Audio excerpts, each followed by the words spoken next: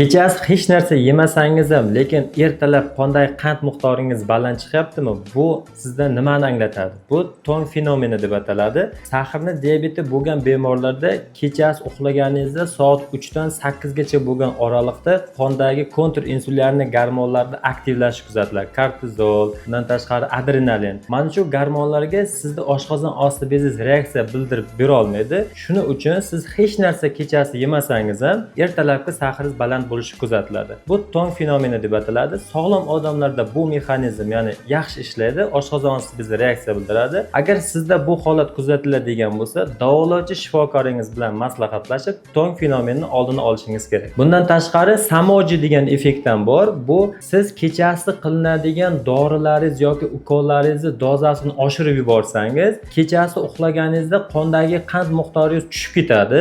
Bu qand miqdori tushishiga qarab turib organizm o'ziga javob reaksiya beraveradi. Ya'ni ko'p miqdorda glyukoza ishlab chiqaraveradi jigar va sizda ertalab o'sha sahringiz baland bo'lishi kuzatiladi. Siz uxlashdan oldin sahringiz yaxshi chiqaveradi, lekin ertalabga baland chiqadi. Bu o'sha qilingan dozangiz agar ko'p bo'lsa, samoji effektini beradi.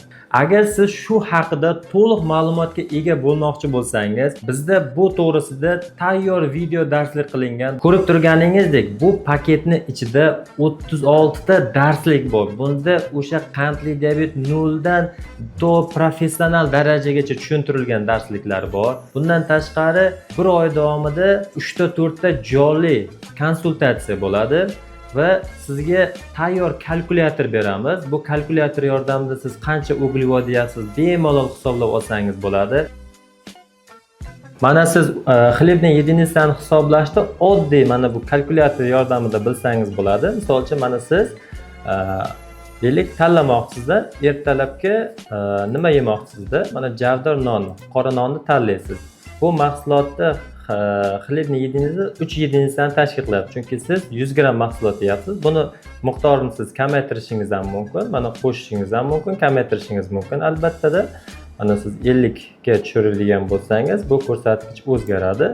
Albatta va ovqat qo'sh orqali bittasi ertalabki mana nonushtaga da qora non tanladingizda, yana ertalabki nima tayyorlashingiz mumkin? Guruch tayyorlashingiz mumkin, da pishirilgan guruch yeyishingiz mumkin.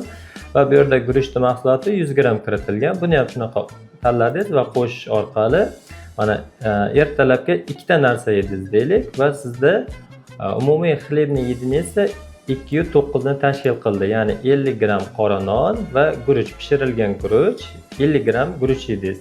Yoki siz bu 50 gram guruchni yana ko'paytirib qo'shish orqali hisoblashingiz mumkin. Va sizda bu nonushta va tushlikda ham xuddi shunaqa tanlasangiz bo'ladi. Kechki ovqatni tanlab qo'sh orqali siz o'zi kunlik общий xlebni yedingizni hisoblashingiz mumkin va ovqatga kundalikda saqlasangiz va sizda bunaqangi jadval orqali sizda qancha uglevod yeganingiz saqlanib qoladi. Va tarixda doimo siz kuzatib borsangiz bo'ladi, qancha uglevod yedingiz, misol dushanba qanaqa yedingiz, seshanba, chorshanba, albatta siz buni kuzatib borsangiz bo'ladi. Bu kalkulyator orqali sizda xlebni yedingizni juda oson hisoblaysiz. Bu qandli diabetni birinchi turi bemorlariga ham juda ham qo'l keladi bu. Oddiy kalkulyator sizdan matematikani talab qilmaydi. Siz mana shu yerda kiritilgan bor mahsulotlarni yoki o'zingiz kiritsangiz ham bo'ladi. Albatta, mana bu yerga yozish orqali nima mahsulotlarni yoki bu yerda ro'yxatdagidan tanlasangiz ham bo'ladi. Shu orqali siz o'sha qancha uglevod yeganingizni to'liq bilib olasiz. Va bundan tashqari sizga kerakli qiziqarli materiallar qandli diabet bo'yicha beriladi. Siz bularni hammasini narxini qancha deb tasavvur qilyapsiz?